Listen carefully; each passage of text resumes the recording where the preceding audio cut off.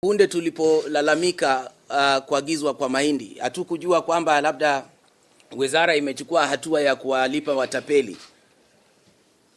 Katika hazina hii ya SFR tuna ushahidi ya kutosha kwamba waziri alivunja sheria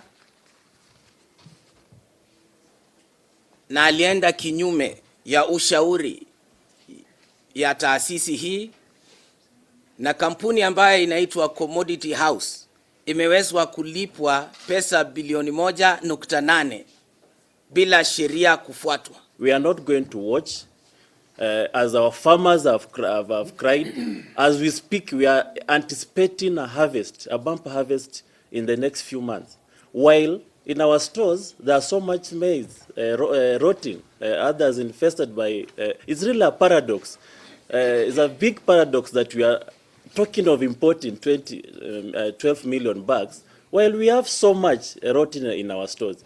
Mwangi Kiunjuri has failed as a cabinet secretary. He's not been able to carry his duties with due diligence. And therefore, if he's not going to resign, I think the president should be able to fire him.